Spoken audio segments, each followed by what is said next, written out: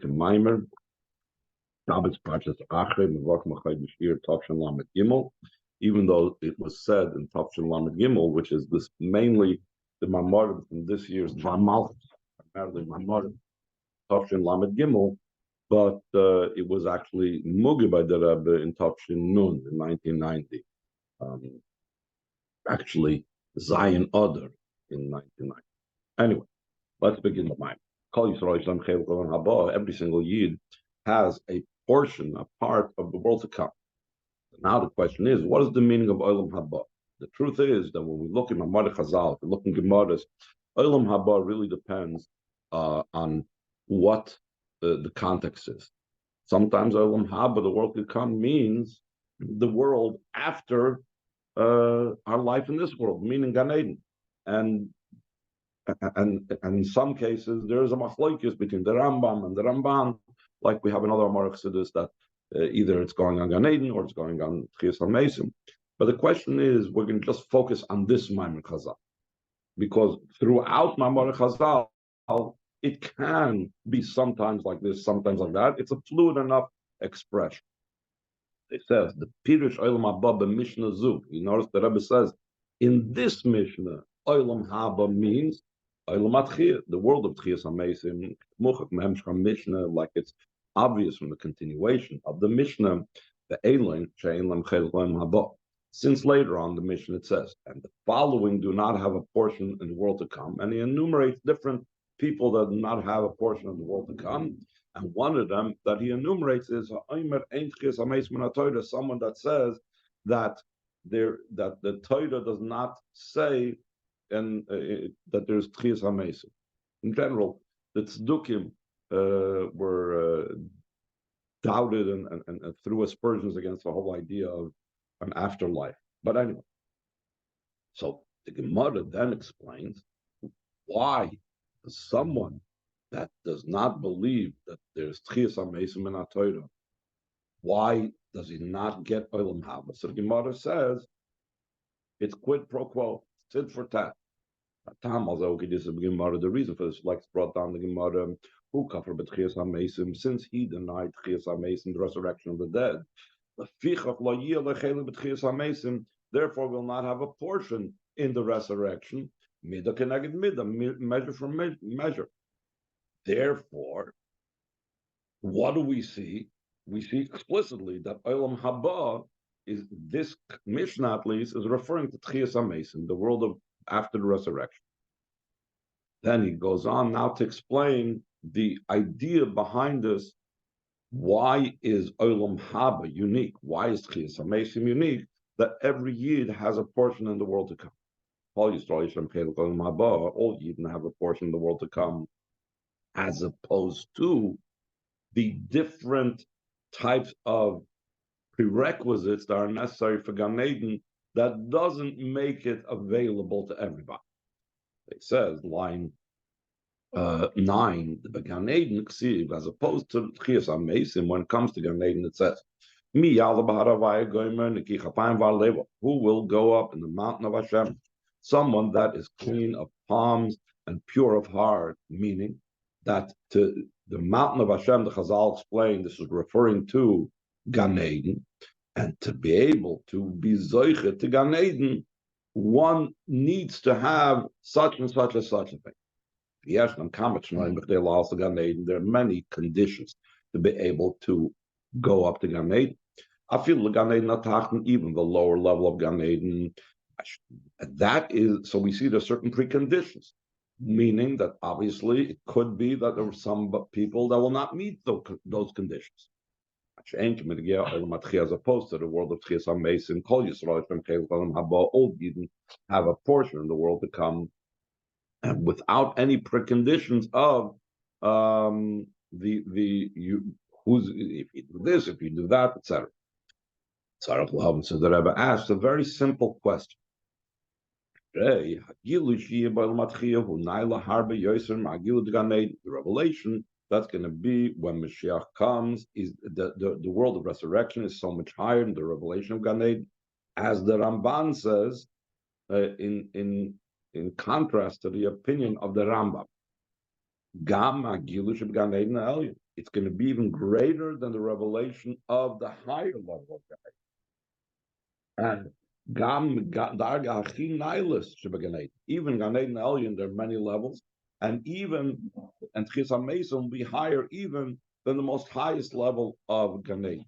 Moving Gamma in the Tchias HaMesim Atzma, that's also understood from the idea of Tchias HaMesim itself. Yakum B'Letchia Kol Yisrael, that all Yidden will arise for Tchias HaMesim. All Yidden will share in the resurrection. Now over here, the all is not like before, all including even someone that's didn't have all the preconditions, but all meaning even the highest.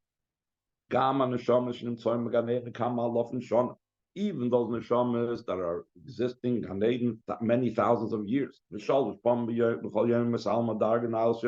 times a day, meaning corresponding to the 3 pillars. These neshamas that are in Gan Eden over 3,000 years are going up higher and higher. The Alpha became still in all also loving the future. These neshamas will leave that most lofty place of 3,000 years of 3 times a day going up and up higher and higher, and they will want to obviously come down here in the body. How can that be? Obviously, it must be worth it for them. The revelation of the world of Tchias HaMesim is much more higher than the revelation of Gan Eden. Even in the most highest level, even higher than Gan Eden. So once we establish that premise, that Tchias HaMesim is unbelievably higher than Gan Eden, now that I was going to ask a very simple question. What do we say? Gan Eden needs all types of conditions and prerequisites. And Olam Haba not? How can Olam Haba, that's so much greater, not need at least what Gan Eden needs? Half of the game still on all, but they leave goes top of page of the merit, like Gila the Gan Eden, revelation of Gan Eden. Tzarechli is kamet noim. There has to be many conditions. On the other hand, the revelation of the world of Tchias HaMesim will be for all Yidden.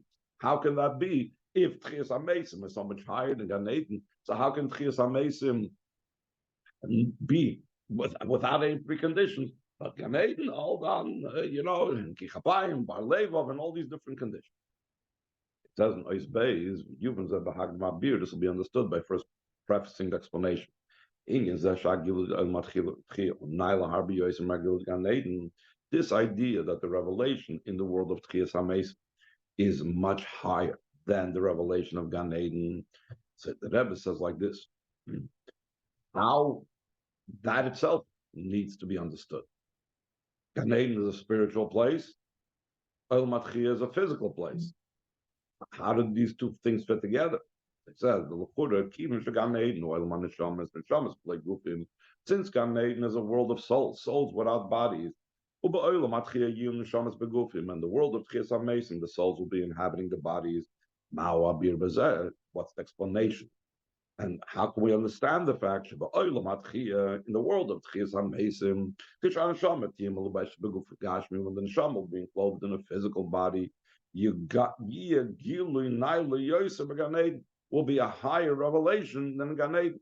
How is that possible that a physical body, a physical world, should have something greater, seemingly in the spiritual realms, than something that's a totally spiritual existence? The Rebbe counters this, line 11, though in the future when Mashiach comes, by the world of Tchias HaMesim, the body will be totally and completely refined. Like, for example, the body of Adam Arishan before the sin. Yitzir Kapash HaKadosh Baruch Hu, Adam Arishan was described as what was formed by the palms of Hashem. The Chazal say that Adam Arishan was so luminous and so pure and so refined that his body and even his heel, which is the lowest part of his body, made the sun look dim in comparison to it, because it was so luminous, so pure, so transparent of spiritual light.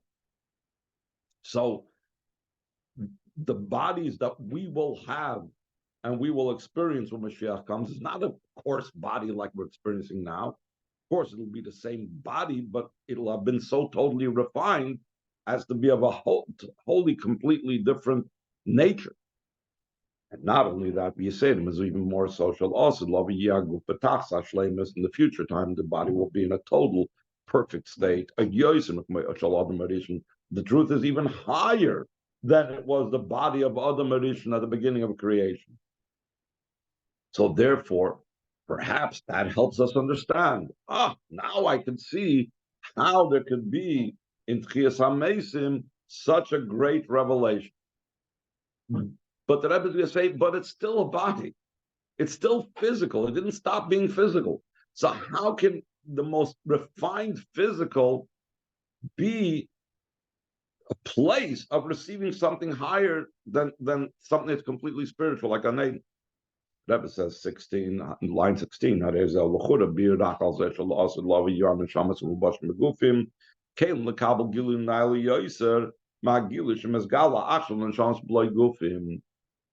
this is only something that explains how when Mashiach comes, will the souls that are enclosed in bodies will be vessels to be able to receive a much higher revelation than the revelation that the neshamas have now in Gan Eden without bodies. But we can understand, the bodies when Mashiach comes, amazing.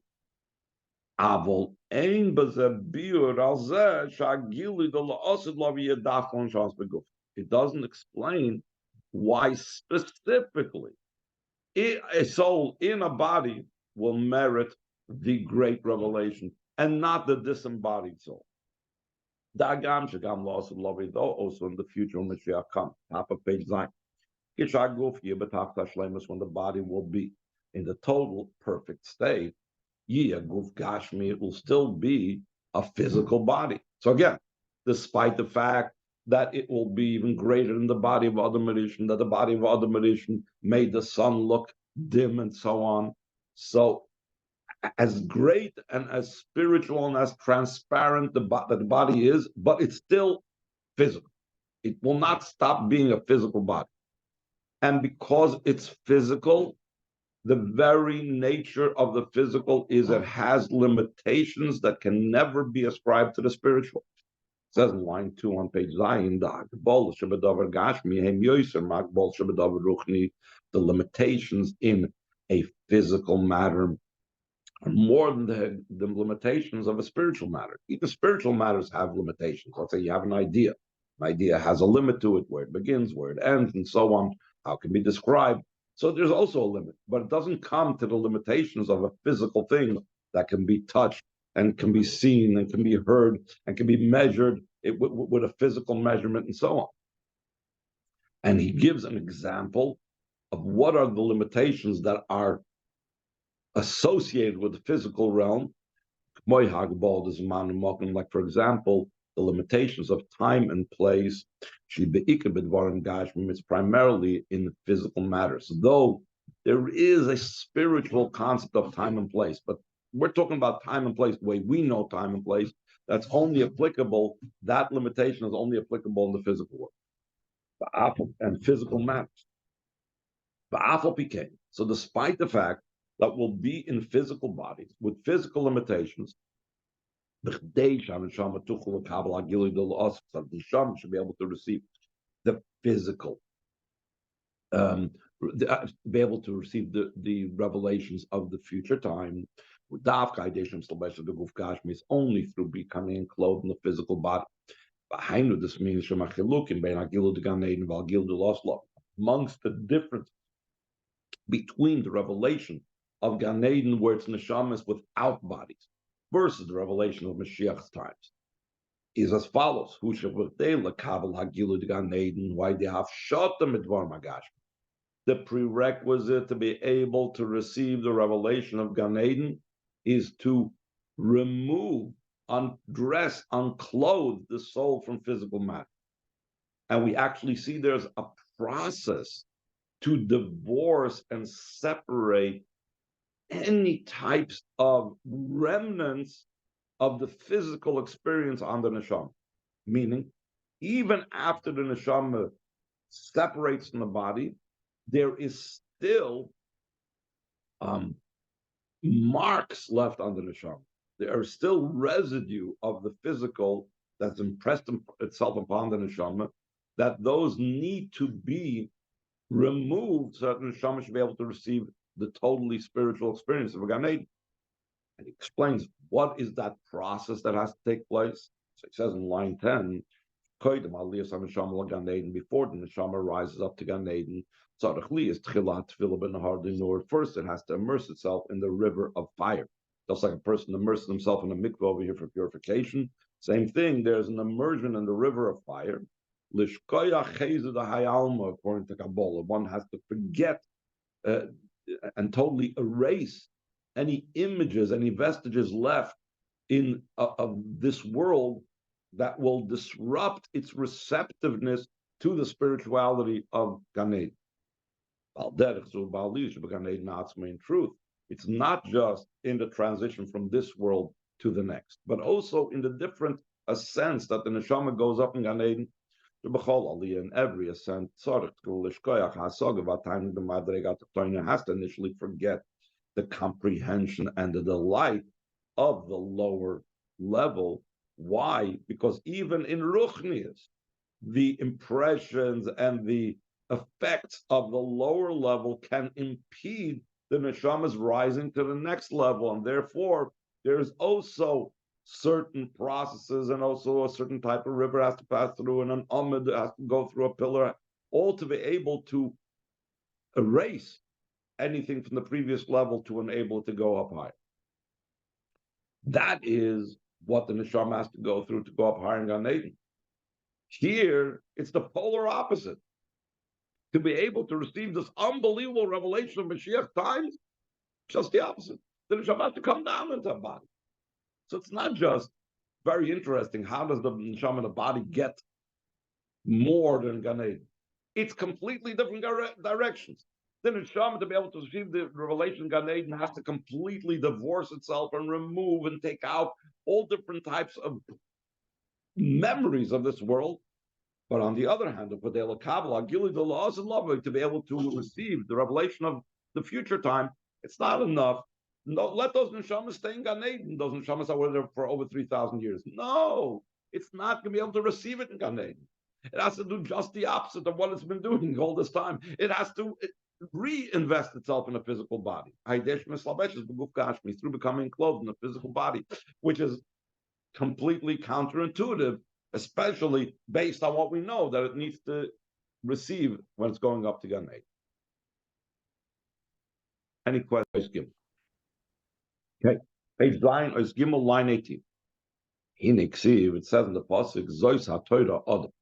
What is the connection between the word Zois HaTorah Adam, HaTorah bedugmas Adam, that the Torah is similar to man? Just like a person is made up of body and soul, so too the Torah has the body of the Torah and the soul of the Torah. What is the difference between the body and the Torah and the soul of the Torah? Put aside Primis HaTorah and Nigla Torah. Here we're talking about Torah versus mitzvahs. Mitzvahs in general. It's the difference between Torah study versus the fulfillment of mitzvahs. There are mitzvahs and Dvar Malchus. We know that 248 mitzvahs are considered 248 limbs and organs of the king. So, what are limbs and organs in the physical world that's associated with the body? The limbs and organs. This is similar to the limbs of the body. So, therefore, mitzvahs are likened and are considered the body of Torah.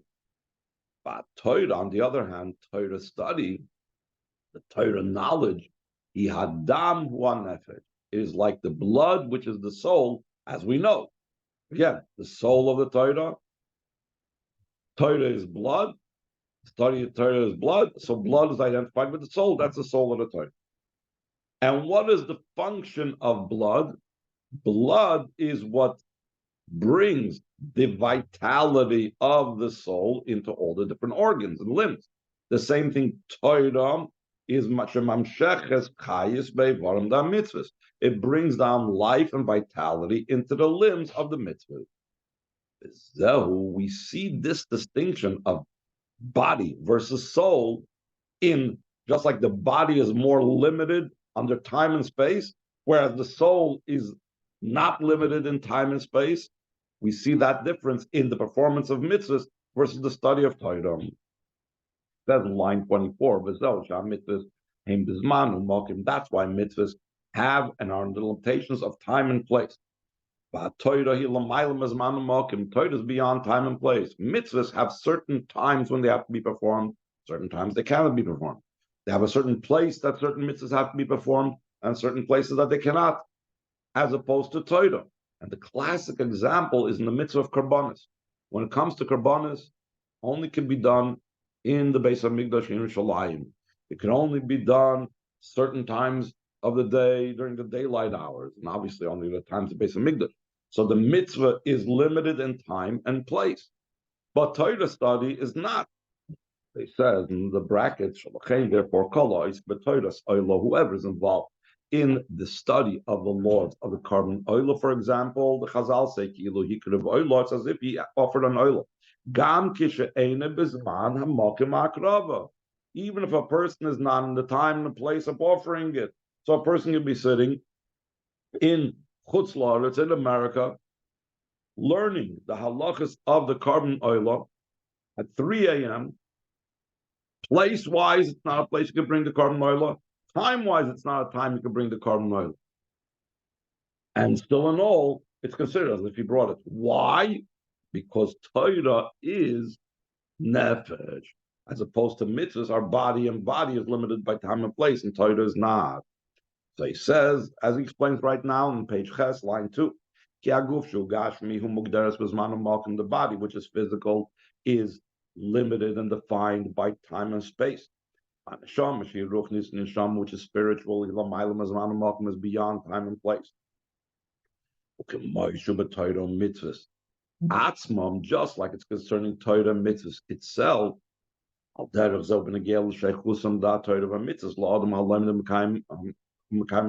so too, the association to the person that's for learning the Torah or fulfilling the mitzvahs, one connects more with the soul and one connects more with the body. The limit of Torah study is primarily something that's to do with the person's neshama. It's not something you do with your hands and feet. It's not something you do with your physical body. It's primarily with your inner being.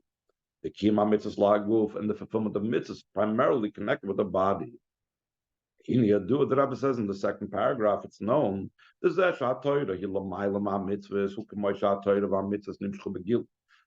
idea that Torah is higher than mitzvahs, and we call Torah is the soul, and the mitzvahs is the body.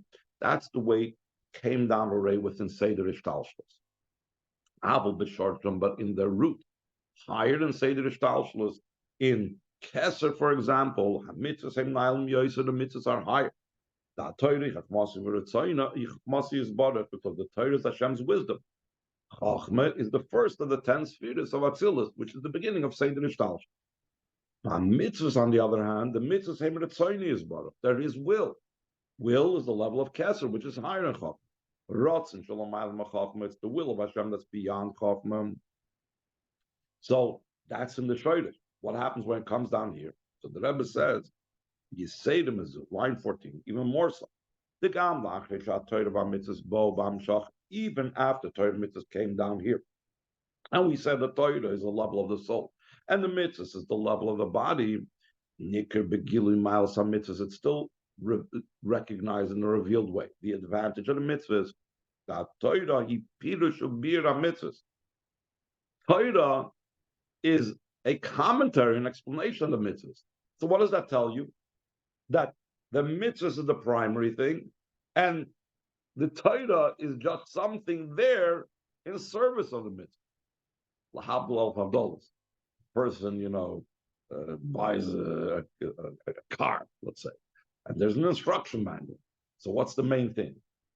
The car or the manual? Obviously, the manual is there to service and to be in assistance of the car.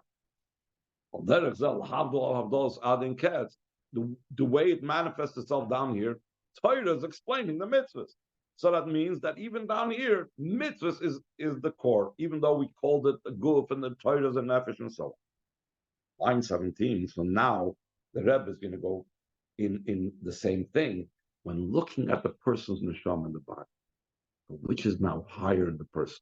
Yeah, neshama is higher. Not so fast. Just like we don't be so quick in saying that the Torah is higher. This is understood. In a similar vein concerning the soul and the body of a person. That they are similar to Torah mitzvahs. Though the life force and vitality of the body comes from the neshama, which seems to indicate, yeah, the neshama is higher than the body. The body needs the neshama. But this teaches us the root of the body is higher even than the root of the neshama. In Chassidus and Kabbalah terminology, we say the body is rooted in Soiviv or rooted in Hashem's essence, and the neshama is rooted in Mamale, and so on. Here he's going to explain it versus the two relationships that Hashem has with us. We have one relationship with Hashem that we are considered His child, and then we have another relationship with Hashem that He shows us. And the Rebbe says the child relationship is like a son that comes from his father. That's neshama. The neshama comes from chachmi law, like like it says in the second page of Tanya. But the body, that's in what Hashem chose, because the body is where our bodies look similar to Musa. And choice is higher than the relationship of the child. Let's see it inside. The Rebbe is going to explain this now. Line 20, the brackets. Like to explain a different place. The love and the bond of Hashem to the Yid, that's a result of their neshama. That we say that you are children to Hashem, your God. It's like a natural, innate, inborn love, like similar to the love of a father for his son. I knew this means that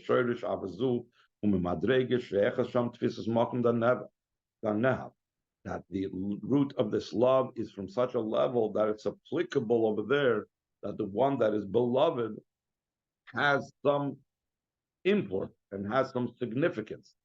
And it's not from Hashem's very essence, because the level of Hashem's very essence is impossible to say that anything on its own, in a natural way, has significance. As